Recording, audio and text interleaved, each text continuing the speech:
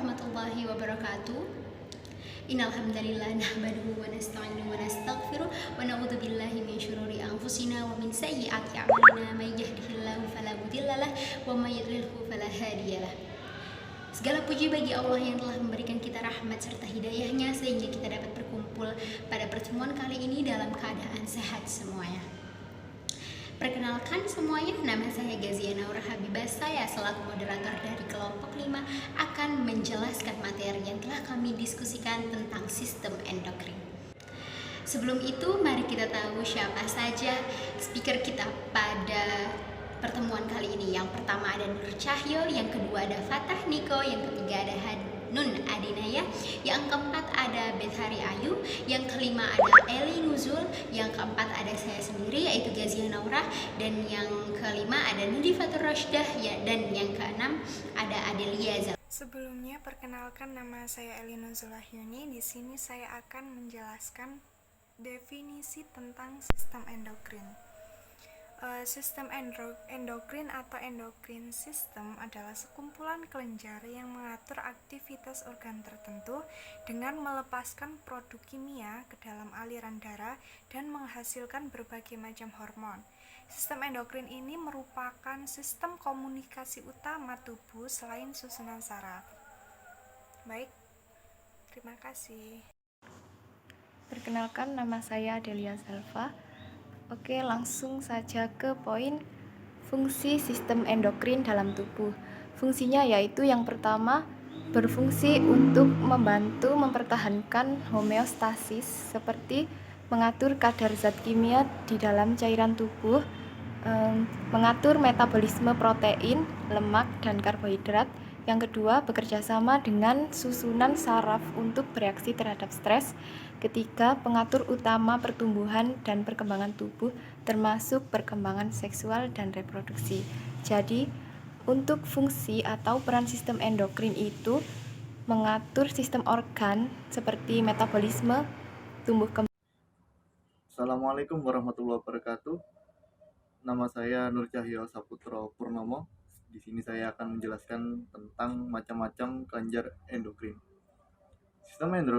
Sistem endokrin memiliki beberapa kelenjar, diantaranya 1. Hipotalamus yang berfungsi sebagai simulasi sekresi hormon oleh hipofisis anterior.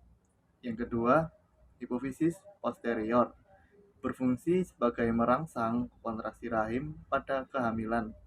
Yang ketiga, hipofisis anterior berfungsi sebagai merangsang pertumbuhan tulang dan otot.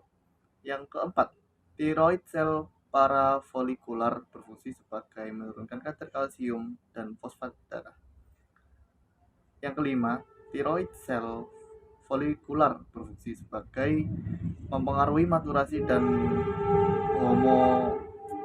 homeostasis otot rangka.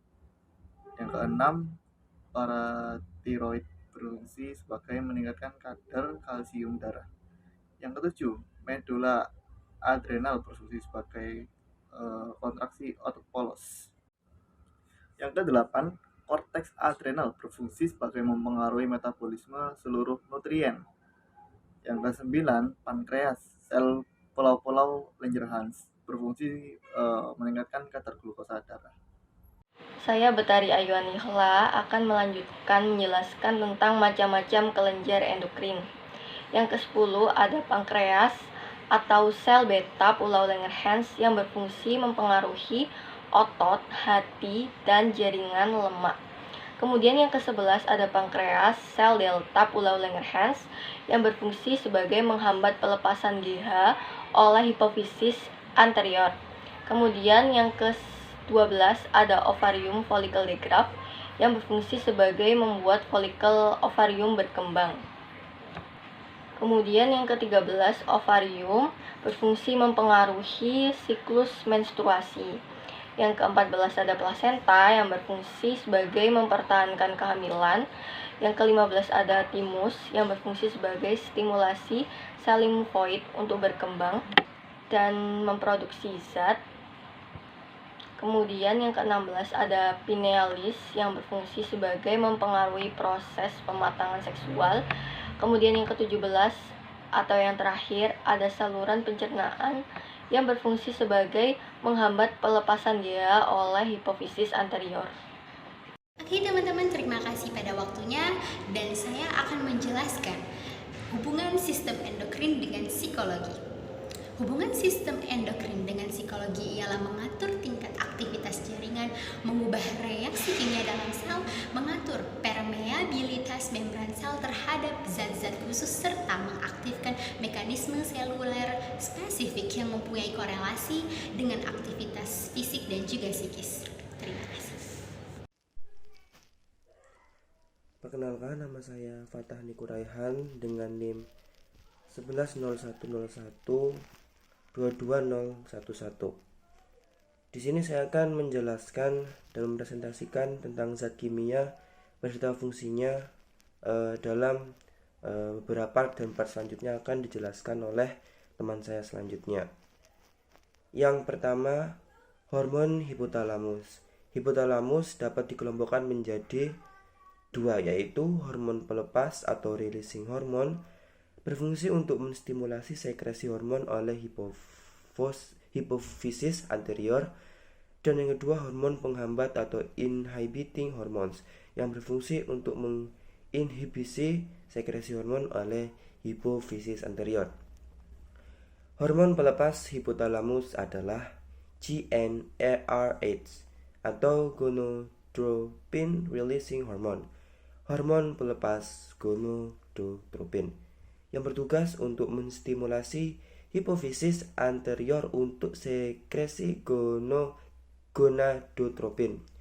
Selanjutnya ada GHRH atau growth hormone releasing hormone, hormon pelepas GH, menstimulasi hipofisis anterior untuk mensekresi GH, growth hormone. Selanjutnya ada TRH atau tyrotropin releasing hormone, yang artinya hormon pelepas tyrotropin, berfungsi atau bertugas untuk menstimulasi hipofisis anterior untuk mensekresi TSH atau thyroid stimulating hormone dan prolaktin. Selanjutnya ada PRH atau prolaktin releasing hormone, hormon pelepas prolaktin. Hormon ini berfungsi untuk menstimulasi hipofisis anterior untuk mensekresi prolaktin. Selanjutnya ada CRH atau corticotropin releasing hormone atau hormon pelepas corticotropin untuk menstimulasi hipofisis anterior untuk mensekresi corticotropin atau ACTH, adrenocorticotropic hormone. Terima kasih. Hormon penghambat hipotalamus adalah yang pertama, yaitu somatostatin.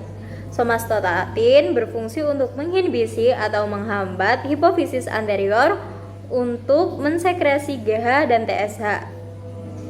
Dan hormon penghambat hipotalamus yang kedua ada PIH atau prolaktin inhibiting hormone, yaitu hormon penghambat pelepasan prolaktin yang berfungsi untuk menginhibisi hipofisis anterior untuk mensekresi prolaktin.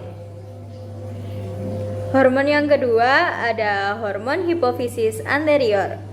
Hormon yang dihasilkan hipofisis anterior adalah yang pertama ada TSH, yaitu thyroid stimulating hormone atau hormon perangsang tiroid yang berfungsi untuk menstimulasi sekresi kelenjar tiroid. Yang kedua ada ACTH, yaitu adrenocorticotropic hormone atau corticotropin yang berfungsi untuk menstimulasi sekresi korteks adrenal. Dan ada GH, yaitu growth hormone atau hormon pertumbuhan yang berfungsi untuk mempercepat pertumbuhan tubuh. Dan yang keempat ada gonadotropin. Gonadotropin terdiri dari LH dan FSH. Terus ada juga prolaktin, yaitu prolaktin berfungsi untuk menstimulasi sekresi ASI. Yang ketiga adalah hormon hipofisis intermedia. Hormon yang dihasilkan hipofisis intermedia adalah yang pertama adalah MSH atau melanocyte stimulating hormone, hormon penstimulasi melanosit. untuk menstimulasi sintesis melanin pada melanosit. Kemudian yang kedua, beta endorfin. Lipotropin terdiri atas endorfin dan enkefalin. Kemudian yang keempat adalah hormon hipofisis posterior. Hormon yang dihasilkan hipofisis posterior adalah vasopresin, ADH, antidiuretik hormon. Fungsi vasopresin adalah meningkatkan retensi air, kemudian menaikkan tekanan darah. Kemudian ada oksitosin. Fungsi dari oksitosin sendiri adalah menstimulasi kontraksi rahim pada persalinan, kemudian menyebabkan pelepasan ASI. Terima kasih.